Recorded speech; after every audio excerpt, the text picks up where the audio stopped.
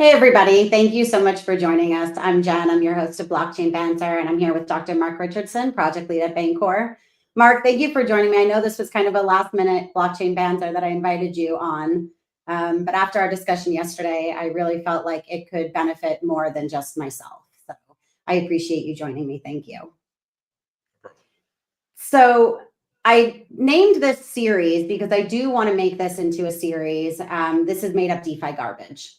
And the reason I did this is because you and I asked you a question yesterday. It turned into not necessarily a debate, but I just wasn't understanding this particular concept and why it was portrayed in the industry the way that it is, or understood the way that it is, I guess. And you had referred to one of your previous presentations. I believe it was at ECC in Belgium, 2024. And you had said throughout, like at one point in your presentation, this is just made up DeFi garbage. Without me going too far into this, maybe you can tell us a little bit about what this presentation was. And then we can kind of go into the fee tier, which is really where this discussion started. Yeah, sure. So I made a presentation as a part of the token engineering track. This is last year, so this is an old presentation. This is one that happened in ECC Brussels.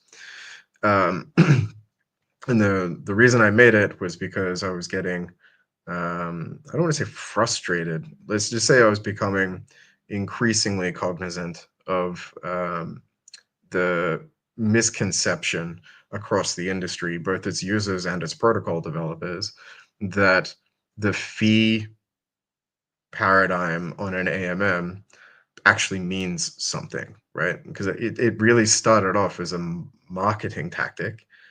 And I think that, in a way, too many people are drinking the Kool-Aid, and not many people have stopped to really interrogate whether or not it makes sense for a liquidity provider to charge a fee of any kind. And so the motivation for that presentation was to demonstrate that it's provable that there's no such thing as a fee on an AMM. And so that's why I made that presentation. And I referred to it as made up DeFi garbage. Right. Okay. So you say that it's more of a marketing tactic. Break it down for us a little bit. Like why? Now I know that you did this in your presentation, right? You tend to be a little bit technical. I say this all the time and I think it's wonderful, right? I think this is why when you say something, I kind of ask you to break it down a little bit and I put myself in this, sort of normie category. I'm not super technical. So as a liquidity provider, this is why I titled it like Misleading Industry Narratives, because you say it's the consumer, it's the user, but it's also the developers, right? I have been under the impression for the last 5 years that I've been in crypto that you provide liquidity, you earn trading fees. This is Yeah, what we've all come to true. know, right? So marketing, why do you see this as a marketing sort of gimmick? I mean, I guess because it Well, works, right? But well, for example, I mean, just now in the last few minutes, you said that, I'm known for being too complicated, or, the things that I say are too just complex. technical. To break it down. That's where it came from, right? To understand what you're doing when you're like the financial instrument that you're buying when you provide liquidity to an AMM is technical. And so it's exactly the marketing departments around DeFi that have said, no, users won't understand this. Let's just make something up. That's what a fee is. Because if you tell users they're earning fees, they're like, oh, okay, I get it. It's unfortunate that it's not true, but that is what motivates them to provide liquidity to protocols. And the truth is inconveniently complicated. Okay, so let's do this then, if you will, with me. Say it how you want to say it, right? Explain it how you want to explain it. Get as technical as you need to. And if I'm not understanding, then I'm going to stop you and ask you to maybe break it down a little bit or give me an example or something of the sort. So, Yeah, I don't think it needs to be made. I don't think it is complicated. It's like, it's just more complicated than stake your tokens here and earn fees. Right. So the problem with asserting that liquidity providers can charge a fee at all is that they also determine the price, right? Or at least the instrument that they're buying has prices hard coded into it, right? If you're using an AMM, using the XY equals K model or something else, those are still, pricing standards. And the fee that's injected into those curves changes the curves themselves. And so you can show, via a couple of different, means that it's easy to move the fee around in such a way that it no longer means what people think it means. And when you have two, contradictory, but otherwise equal formulations for the same thing, like that contradiction means something isn't true, right? This is why we use proof by contradiction in mathematics.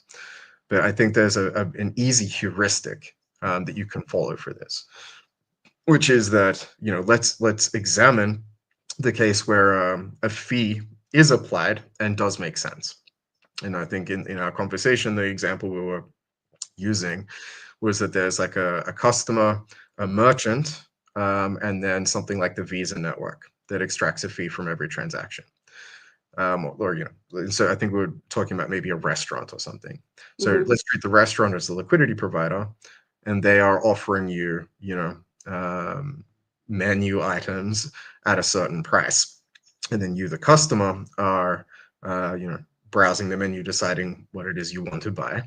And then when you come to pay for, the goods and services the restaurant provided you with using your credit card, the Visa network or the MasterCard network or American Express, even though they didn't provide you with the food and they didn't, provide you, the customer, with the cash to purchase anything, they extract a certain, a small amount of that transaction value as a fee for themselves. Now that makes sense because we can determine who the fee is going to, and that they weren't otherwise a participant in the transaction there. So that's a legitimate fee. The problem with saying that the restaurant itself is charging a fee is that all of the prices, 100% of the prices, are a fee, right? You don't think of it that way, but when you buy a hamburger from somewhere, it's not like the fee and the price of the burger are separate, right? The price is the fee. 100% of the value of the burger that you bought is the fee. So you can't, if the restaurant said, well, I'm charging you $10 for this thing, but that's like $9 for the cost of the burger plus a $1 fee. It's just that's made up, right? The restaurant prices the whole thing at once. There's no decomposition into, and even if they wanted to, they could itemize, this is how much lettuce costs, this is how much tomato costs, and so on, and that's fine. But the consumer just looks at the price of the whole burger and whether or not they're going to buy it. And so the restaurant can literally use any itemization they want, including erroneous ones. So they could say, actually, the cost of the burger is only 50 cents. And so $9.50 of it is our fee. Or they could say the cost of the burger is $9.50 and 50% is our fee. They can actually use any number and it doesn't affect the transaction. And therein lies the proof that the fee is not possible to be charged, or at least it disappears into obfuscation when the person who is pricing the item is also the person charging a fee. It's just part of the price. These things come together. And so when we, from the outside, look at that transaction, it becomes impossible to determine what the fee was, right? There is just the hamburger that changed hands, and there's just the cash that changed hands. And so Mark, really quickly, you're saying it's impossible from the outside, right? So I'm the consumer, I'm the one who's buying that. It's impossible for me to know, but it's not impossible for the restaurant to know. And in this case, the restaurant is the liquidity provider. So to them, they No, it still actually have a fee. no, it's impossible for them as well because they can change the numbers and it doesn't affect anything. What numbers They do you mean? they can change the itemization. Right. So if in their account system, it said that they're charging $9 for the burger plus a $1 fee or something. Or let's make it more specific. A lot of restaurants have like charge corkage, right, or a surcharge on weekends or public holidays or something like that. That's really just increasing the prices of everything on the menu by 5% or 10%, whatever the surcharge is. And so they can say, yes, like this is the price of the menu item plus our surcharge. But that doesn't mean anything. The surcharge can actually be any number. They could, for example, say that all of the menu items today are 50% off, but we charge a 2x fee on top, which brings everything back to the way it was, right? And this is Right. similar to like how Black Friday sales work, right? And I think we've seen people wising up to this.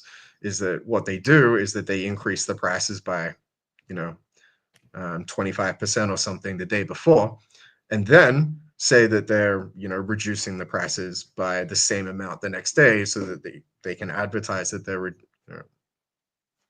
they're selling it at a reduced cost, but they're actually not. There's just the price of the item. And so this is when you allow yourself to move the prices around and discounts and surcharges and things, it's arbitrary. You can add any number of things. At the end of the day, the only thing that matters is the total. And for the restaurant, for Walmart, whoever is doing this, they can itemize it however they like. They can change their minds, right? Maybe instead of selling a television for $100 and charging a $10 fee, they can instead say, actually, we sold the television for $10 and charged a $100 fee. It doesn't change the account keeping at all. And so if it doesn't matter what the fee is, then it's not. So when a liquidity provider goes to provide liquidity on an AMM and they choose a fee tier, what are they actually doing then? They're choosing a spread. They're choosing the difference between their first asking price and first bidding price. Okay. Can we And do a the important visual? Are you able to share your screen? Can we look at Carbon DeFi? Because I know that we've spoken about this before. We've spoken about fee tier versus spread. You do not like fee tier. You definitely prefer spread, and we've spoken about spread before. We have fee tier, or Carbon DeFi has fee tier on there because this is what has been used and accepted by the industry, right? But let's look at it in terms of Carbon DeFi as our example. Show us where that actually is, because here's the thing, it's not like it's trading fees. Liquidity providers are under the impression that, or the majority, right, that every time their liquidity is traded against, they're earning this fee. So when they choose that, show us what the spread is. Okay, I see you're sharing your screen now. Thank you for doing this, by the way. Okay, so yeah, my pleasure. So here we're looking to create, this is a concentrated liquidity position. Apparently the price of Bitcoin is down to 86. I didn't even realize. Okay, so on this side, this is the BTC that we're offering to the market, right? So the market price is, or we might call the mid-market price, is this line down the middle. And then there's a small gap, and then the first price that we're offering. And then on the reverse side, this is where our USDT is in this case. You can see that there's a small gap, and then our first bidding price. And so the distance between that first bidding price and first asking price is the bid-ask spread. And so you can see I can make it, I can change the, let's do a custom one over here. So if I set it to something like, 1 point, let's see, Oh yeah, okay, that was a small one. Okay, so you can see when it's at 0.01, the gap is very, very small. And this means that for every Bitcoin that you're selling, when you buy that Bitcoin back at a lower price, you only make a small profit. But if you increase the bid-ask spread, then for every Bitcoin you sell, when you buy it back again, you buy it back at, 0.1% at a lower price. The example that I've usually given to help people understand is if you're operating a pawn brokerage or a used bookstore or something. Imagine that your policy is that you'll buy any book for $1 from people who walk in off the street, and then you will price it at $2. That means your bid-ask spread is $1, and that's all that's happening here. But on an AMM, the problem is that the price of books changes. So every time you buy, maybe you buy the first book from someone off of the street for $1, but then every time someone else comes to sell you another book, you buy it for 1 cent less, right? So the first book you buy for $1, the second book you buy for 99 cents, the third book you buy for 98 cents, and so on and so forth. But each one of those books, you still price up by $1. So the first book that you bought, you're going to try and sell for $2. The second book you bought, you're going to try and sell for $1.99. The third book you bought, you're going to try and sell for $1.98, and so on. That's what AMMs do. And this is why you do not earn a fee on every trade. That's just a lie. Because if you just buy 100 books and you don't sell any of them, then all you've done is go short a lot of cash and long a lot of books. You need to then rotate that book inventory back into cash to realize a profit. So you don't actually earn a fee on every trade at all. You have to buy a book and then sell the book. And that's where you earn your, fee. But it's not a fee. It's just a buy low, sell high trading strategy. Right. Okay. So in the case of the book, you buy one for $1, you sell it for $2. Nobody's paying a fee to you. That's just your profit from making that buy and sell. Right. Yeah. And it doesn't, exactly. And if someone does have this policy, for every book I buy, I mark it up by $1 and offer it back to the market for that $1. Imagine if, we were analyzing their business and they said, I bought 100 books today. And so I've made, $100 in fees. And it's like, but did you sell any books? It's like, no, but I earn $1 on every book I buy. But you didn't actually sell the books. You have to sell them to earn that $1. Okay. So is this how? But that's how AMMs work. You froze for a minute. You said that's how AMMs, and I lost that's you. how AMMs report fees, right? Sorry, that's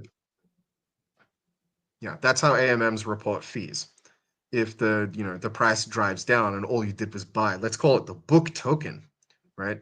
If you buy 100 book tokens at a fee tier of 10%, they're going to say you've earned like 10% of that volume, right? Let's say you bought $1,000 worth of book tokens. They're going to be like, wow, congratulations, you've earned $100 in fees. You haven't. All you did was buy 100 book tokens or 1,000 book tokens. You need to wait to sell them again at a higher price to realize that fee. And when you do it, the AMM is going to report to you that you're earning fees in that direction as well, right? So is that how AMMs are actually reporting them? Because that was my next question. Like they show these APRs, right? Or APYs, or, this is what you've earned so far in your liquidity. Is that how they're actually doing it? Or are they doing it as if the buy and the sell had both occurred? Because they're clearly different. No, right? they just ignore that selling is necessary. They just say, whatever the fee tier is multiplied by volume is how many fees you've earned, which is completely made up. Like it doesn't stand up to any kind of financial scrutiny. As a liquidity provider, your task is to buy and sell things. For everything you buy, you want to sell those things back at a slightly higher price. And for you want to buy back at a slightly lower price. That is the only way to, that is what the business model is in liquidity providing. Okay, it's interesting that you're talking about a liquidity provider buying and selling, because generally we view a taker as buying and selling and a liquidity provider as providing liquidity. Like a lot of people consider this to be like Well, passive income, right? Like they're earning passively by just providing liquidity. So you're speaking of them in terms of actually performing trades themselves. So maybe I mean, of course they explain. are, right? For someone to buy some, every, there's a lot of misconceptions in what even buying and selling means for some reason. I mean, I would have thought that these things would be self-explanatory, but that's the industry that we live in. If the number of buys always exactly equal to the number of sells. There's no such thing as more selling than buying or more buying than selling. That's another DeFi garbage term, right, or concept. For someone to buy something, someone has to sell it to them. So if a taker comes to an AMM and buys your book token, it's because you sold it to them. And if someone comes in and sells a book token to you, it's because you bought it. It is active trading. You So are prescribing, you are subscribing to the AMM's prescribed trading strategy, but you are buying and selling. You are trading every time someone interact with your liquidity. so this was another discussion that I recently caught was, LPs versus traders. And are LPs actually traders? Because a lot of them don't see themselves as traders. But as you're pointing out right now, they are subscribing to Well, that was this. the idea. Yeah, but like the reason they don't consider themselves traders is because the marketing departments around DeFi don't want them to think that they are traders because that's stressful, right? And Is so it still this is stressful if where you're it not came. really doing anything though? I mean, you're adding your liquidity, right? Well, Why do you, I think it's better to not get people to think about it too hard, right? That's the marketing objective. You want the people to less you buy think, this the financial better. instrument. Yeah, the idea is we don't really want users to understand what they're doing, right? That's the industry perspective. Because if they did understand it, it's less likely that they would do it.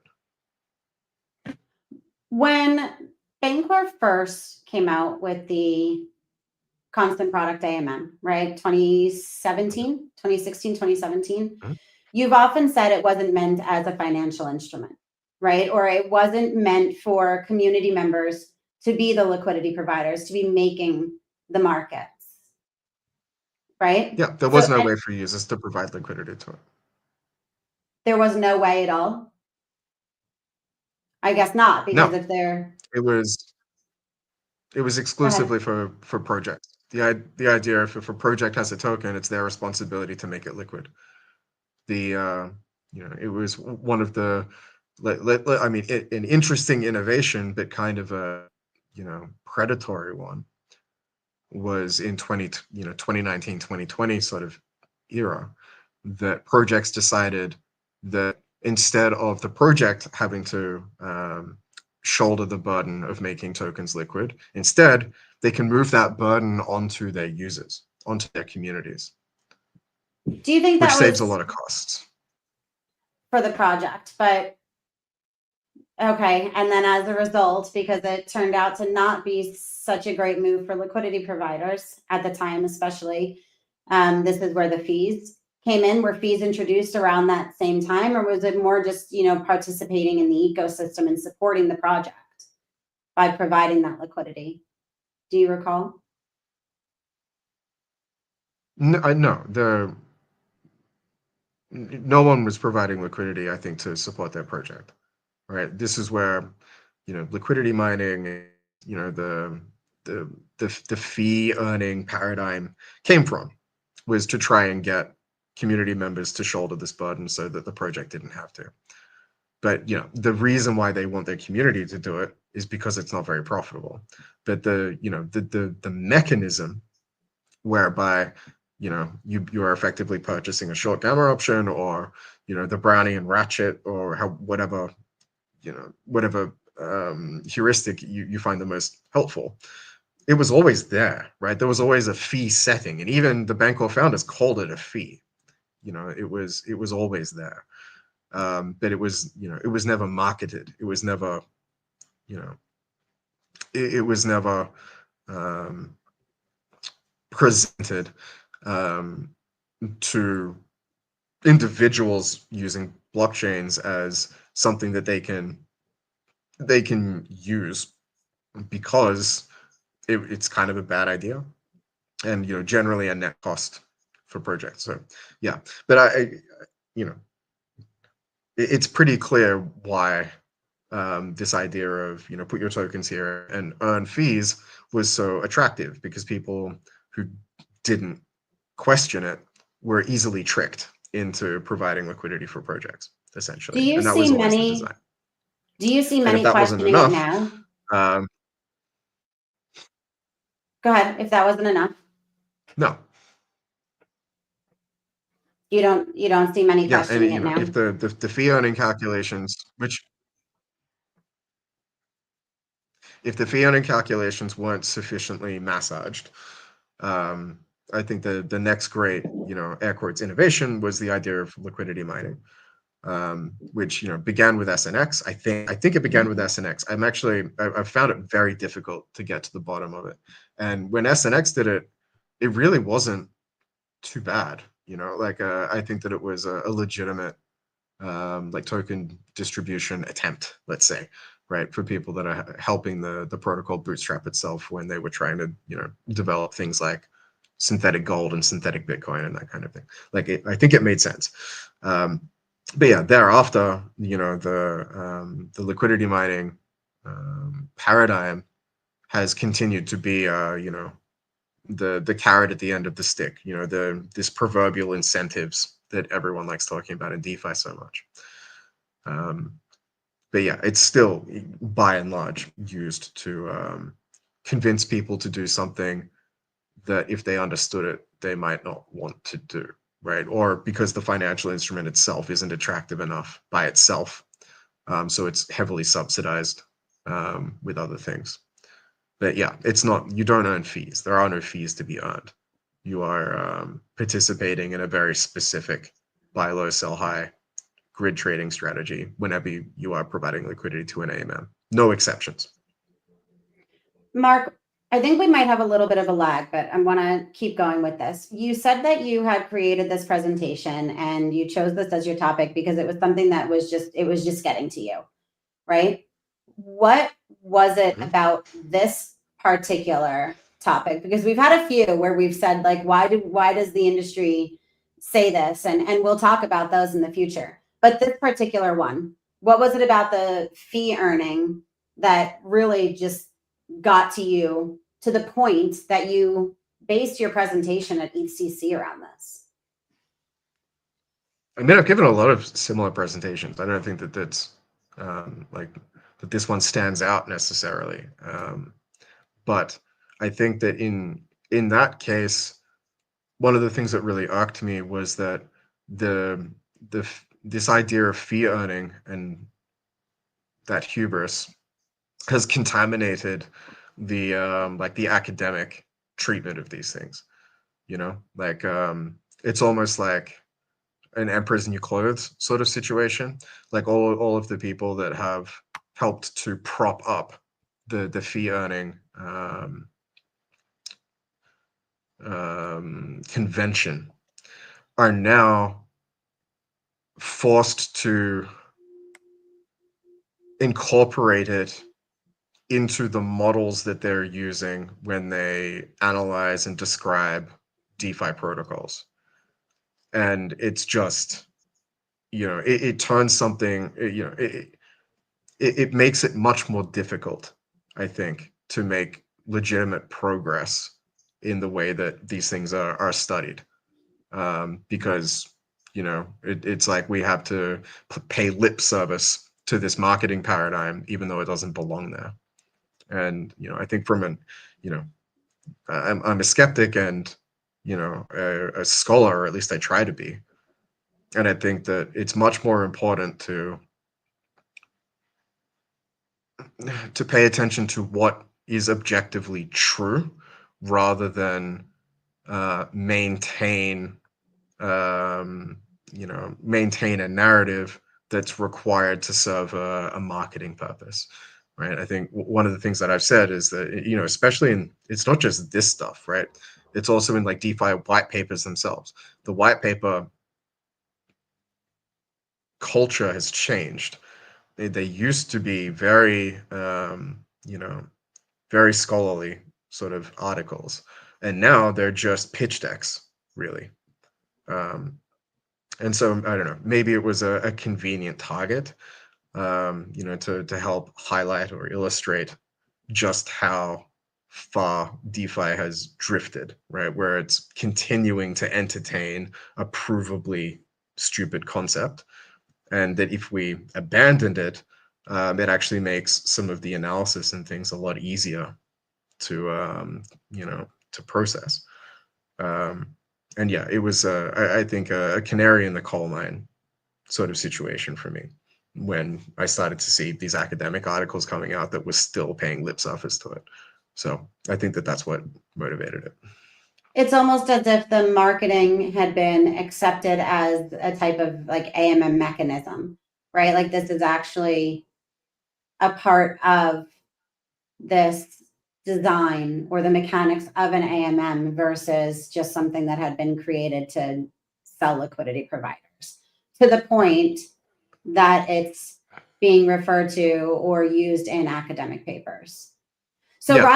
rather than just backtrack and say, okay, look, these really aren't trading fees. I mean, the industry has done this with things previously, right? We didn't realize that this was going to surface, right? Like sandwich attacks or something like that. You know, it's like we can't just deny that they're there, or, you know, instead we have, I mean, you know, Carbon DeFi is immune to them, right? There are other projects that are working on creating something where users can be more resistant to them than they are just going in there and using an AMM as a taker, right?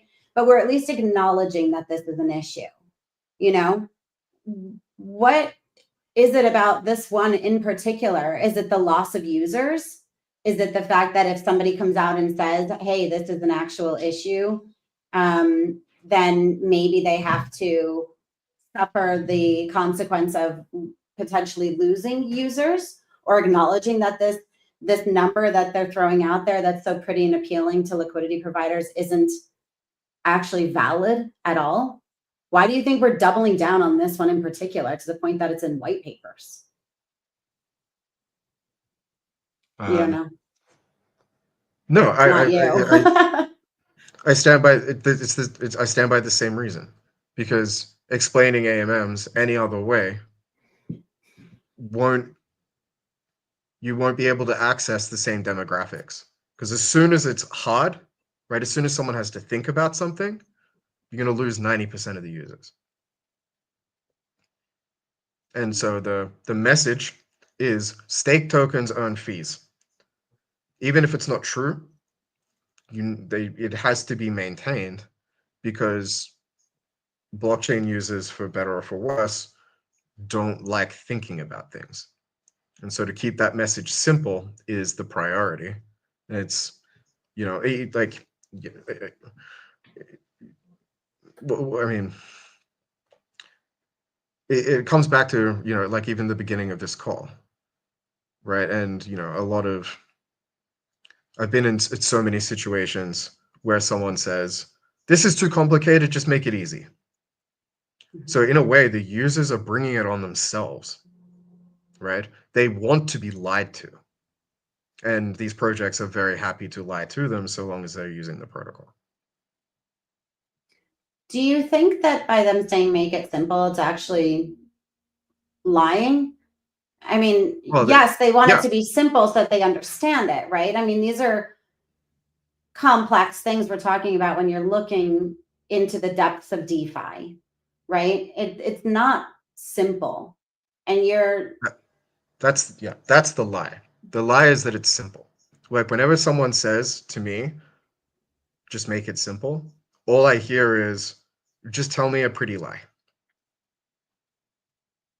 not Like, break it it's down in not. terms I understand, right? No, I mean, I do that, but sometimes it's going to take a long time, right? The assumption that you're not going to have to expend any effort to understand these things is a mistake.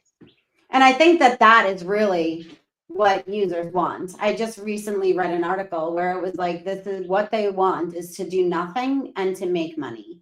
and our Yeah. industry. And this was somebody who had written books on Bitcoin and who I shared it with you this morning.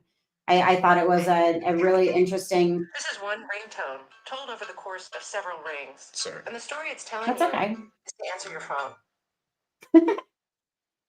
That's an interesting ring, Mark. Okay, so I thought that this was an interesting read because he was obviously just fed up with the direction that the industry was going. He was talking about how much noise there is and how we've kind of just created this illusion for ourselves, those of us that are here still, and for the users also. And that the mindset of the users currently is, I want to do nothing and earn money. And you've said this previously yourself. Do you think that we're just trying to appeal to that now? Do you think we've just given in to this? Yeah. I mean, the very unfortunate thing about maybe blockchains all over the place is that,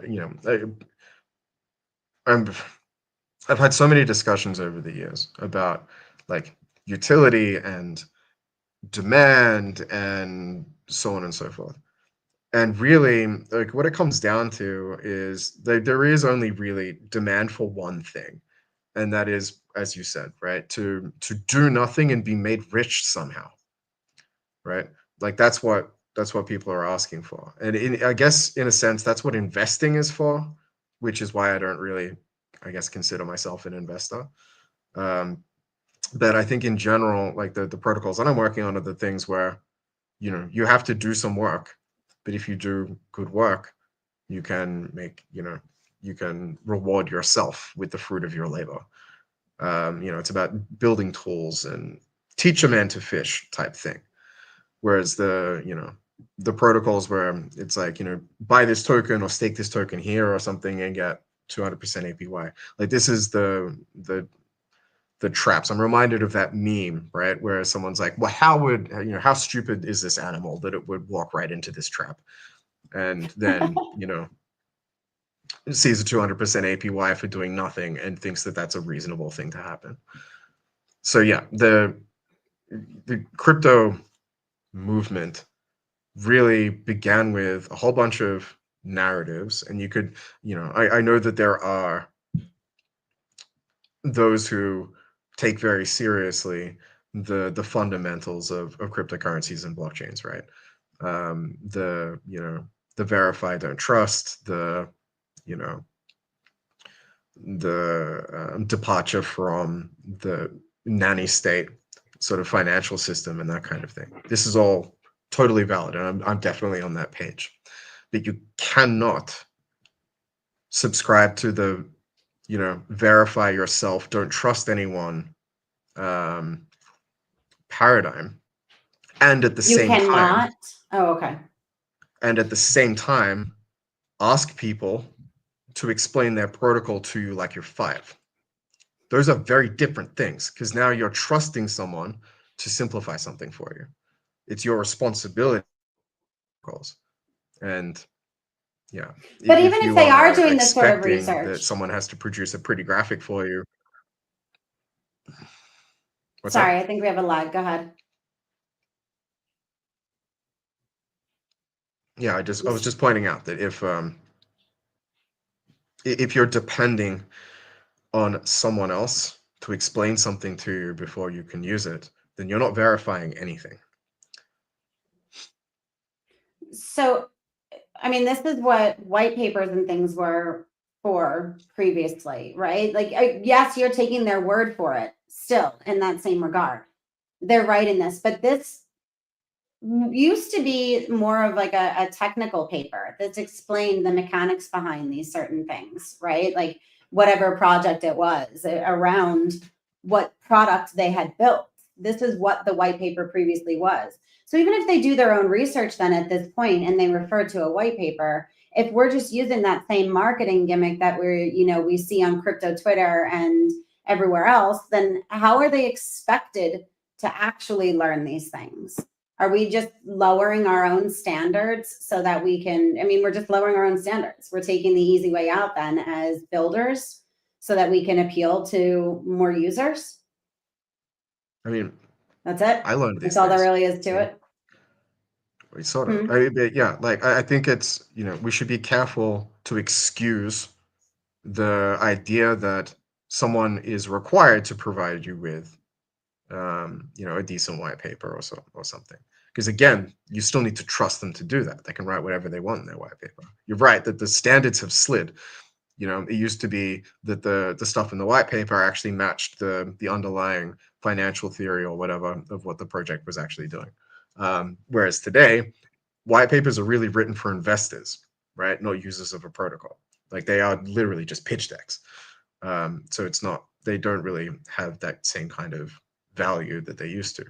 But even then, someone can write a very technical white paper that sounds very convincing, that has absolutely nothing to do with the protocol that it's attached to, right?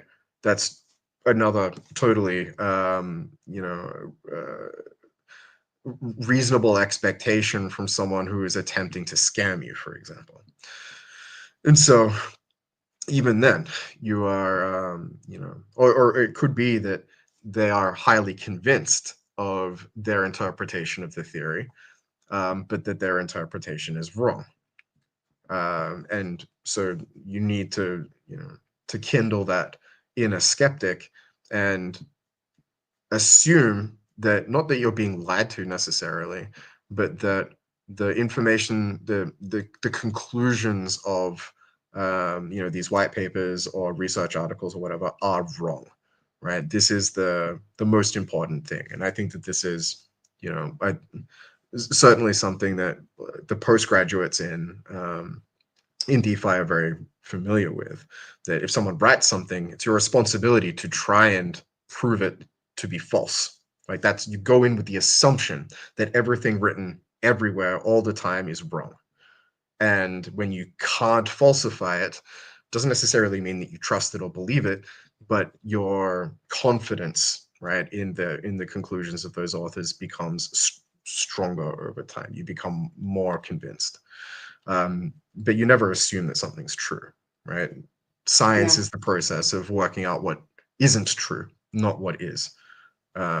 And as a skeptic, I really like the definition that you're trying to hold as many true beliefs as possible and as few false beliefs as possible, and those aren't the same thing.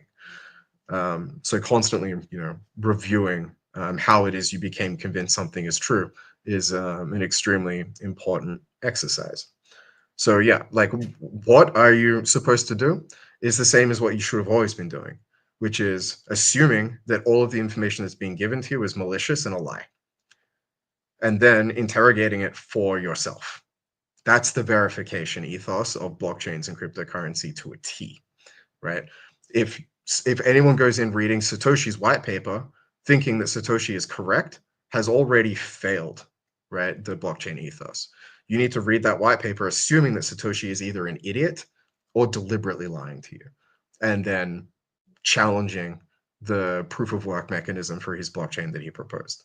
And that's what makes Bitcoin strong, right? Is not people holding this thing up and saying, how smart is Satoshi and blah, blah, blah, but assuming that it's probably, some criminal, arms dealer somewhere that's created this thing that's trying to,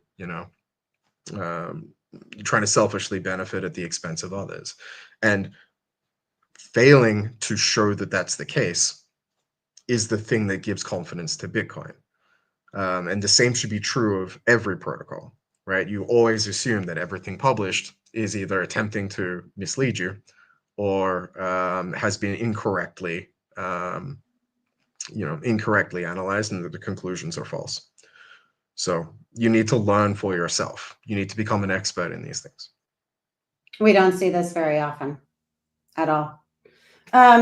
Mark, we have about 15 minutes left. I want to go back. Do you mind if I bring up your screen one more time?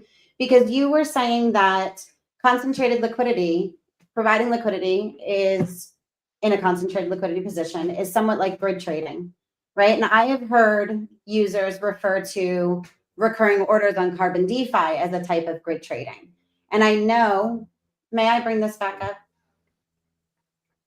Yeah. Okay. So here we call it a fee tier. Would you mind showing us the recurring orders? on your screen. Okay. So here, I often refer to this as the spread, right? So just quickly, if you don't mind, or not quickly, I don't care. The difference between a concentrated liquidity position when you're referring to it as a grid trading strategy and recurring orders when it's being perceived as a grid trading strategy. Tell us the difference and what the spread means in each of these instances. Do you mind? All right. Yeah, no, that's fine. It might be easier to do it as and this one's not going to be particularly profitable because actually maybe we can do something. Do it how you want to do it. Okay, so let's do something like this. And let's start with, I don't know, 100 WBTC, and we don't. Okay, so you're on the simulator page. Yeah, it's because to see the spread, you need to see it evolve in time. Okay, so for anybody Okay. who's unaware, the simulator is a backtesting tool that Mark had created before Carbon DeFi was released to demonstrate what these new strategy types, these new, your bonding curves and your asymmetric liquidity is actually capable, or it offers to users, right? So go ahead. Yeah, so what the product does, but the spread is always the distance between the first asking price and the first bidding price. So here, we're always looking at where's the green border and where's the first red border. That is the spread. It's the gray area, right? So it's not this, I mean, there's a constant spread here, which is that gap between the two ranges, but it's actually always this height, right? So up here, all of the asks have been taken, so that's not super helpful. But you can see like in the middle, so like right here, see as our bids are being taken, the new bidding price, or the bidding marginal price, I should say, is this line right here. And our asks are over here. And so whatever price that is, which is around what, 118,000, and here looks to be about 112. So our spread here is $6,000. Okay. I understand. So it's okay. And you're not making that every time somebody, takes your liquidity or trades against your position, right? Which is what we were talking about earlier, which is what, most liquidity providers think, right? So yeah, you end up with a long position. Yeah. You end up with a long position and a short position.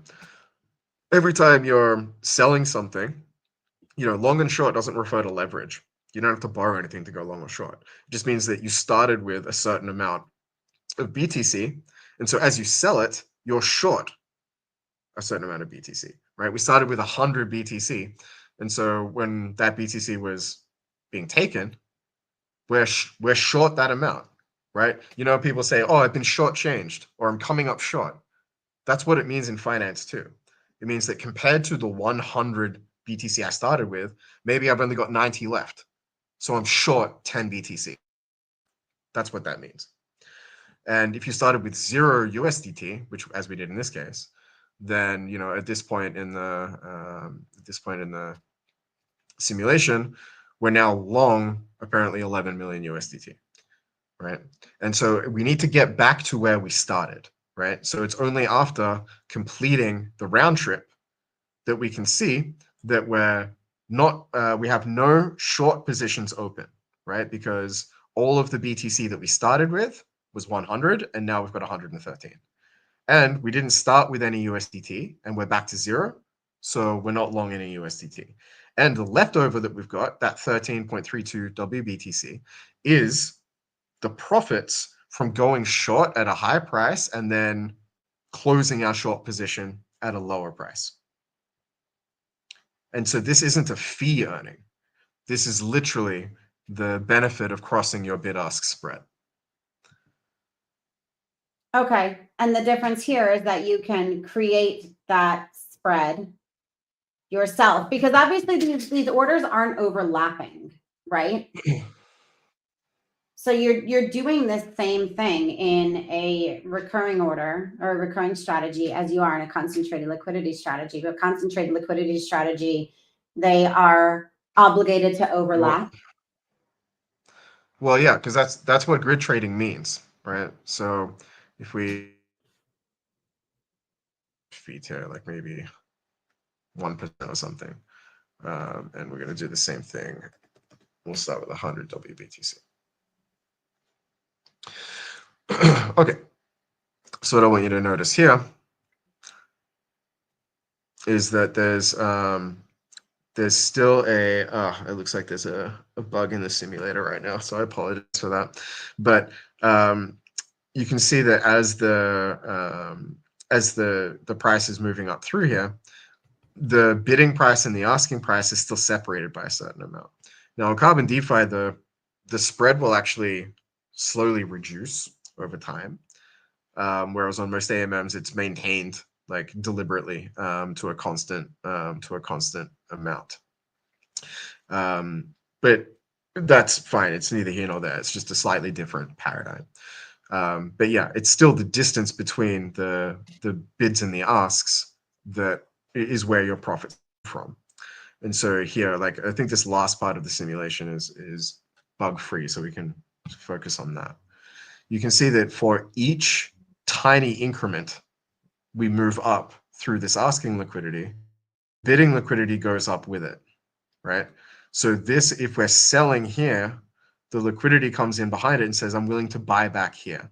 So if we go all the way through the range, we need to come all the way back through the range as well, just to make that small amount of profit. Because saying, like, you know, as the price moves up, we're selling at every single price, right? And so Mark, you're we cutting buy out quite a at bit every at the single one of moment. those price points minus whatever. Okay. Maybe it was sharing the screen.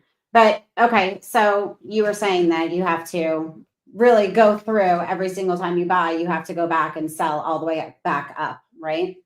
You're buying all the way down, you're selling all the way up. Yeah, the fee that people talk about requires 2 trades, and they have to be in different directions.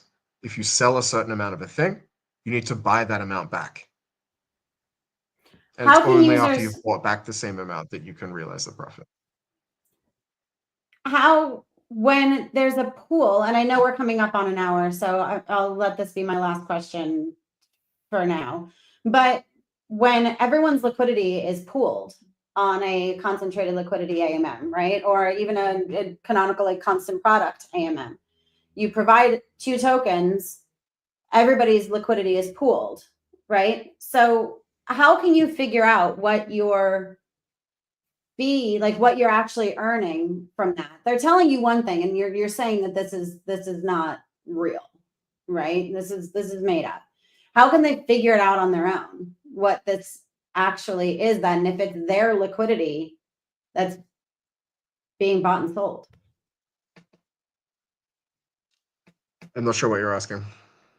Well, how can they figure out what they're actually earning or if they're earning anything if they can't believe what they're actually seeing on an AMM or when they're providing Yeah. liquidity? You have to study it.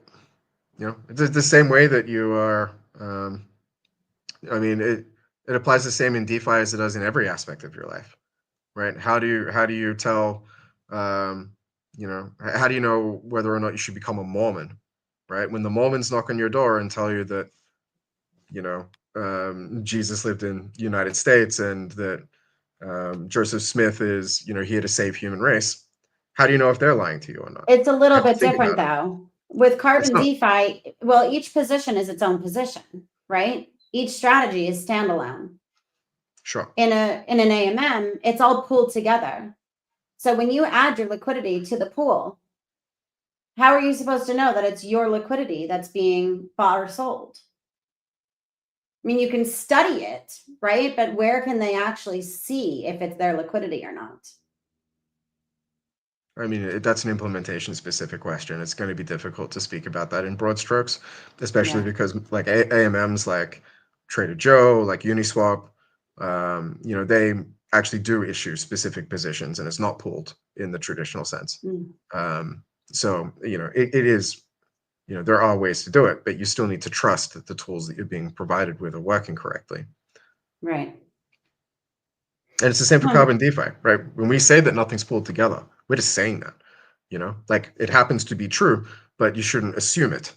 You should actually go to the effort of making sure that what we say about our protocol is true. The same way that you should interrogate the Bitcoin white paper. Assume that everyone's lying to you all the time is the best advice I can give anyone. And on that note, assume everybody's lying to you. And thanks for talking about this made up DeFi garbage with me today, Mark. You're welcome. It's interesting because it's something that I had believed this for so long, and I would get so frustrated with you about when you would come on to the calls previously and say, there's no such thing as a fee tier, or I would ask you, or you would refer to, and you'd say, I hate that term. I call it a spread. I prefer a spread. But after our discussion yesterday and after watching your presentation, I'm glad that we had the discussion we did, and I'm grateful that you came up here to have it with me once more for everyone else. I hope that they take something from this, even if it's fee tiers can be garbage. There's a lot of garbage. And what did you say? Everything you're being told is a lie? Well, just that you shouldn't, just that, you should go into it with this sort of idea, right? Don't believe everything you, go ahead. Yeah, the whole DeFi ethos is about, in a way it's about self-empowerment, but also self-responsibility. Yeah. And so if you are waiting for people to tell you how things work and just accepting it, then you're let's say a soft target. But it's not just in DeFi that you should be applying this principle. You should be applying this principle everything in your life, right? Whenever someone on Twitter says such and such about some political figure or whatever, you shouldn't immediately say, thank you so much for breaking this down for me. The first thing you should say is, I wonder if his motives or their motives. I wonder if they're trying to trick me, or maybe they're just confused. Like there's this is the kind of the skeptical mindset.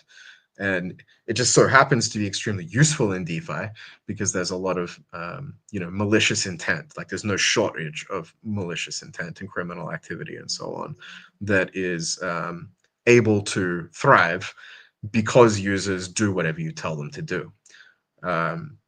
And so there's a very strong sort of self-preservation motive for taking that kind of skeptic mentality seriously in DeFi.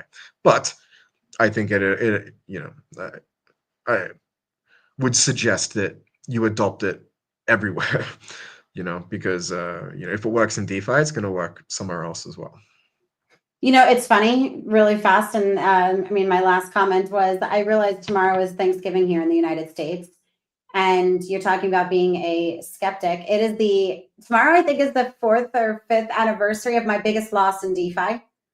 And I only bring this up because I wasn't skeptical at all. And I was at that time, I'm going to get rich and this is what I need to do. And why should I even question? I honestly think it was like a 2 million% APY or something ridiculous. There were just a number of zeros in there, and I should have known better, but I was so caught up in the fun of it, and I had this huge FOMO for not earning anything and not, that I really wasn't skeptical enough.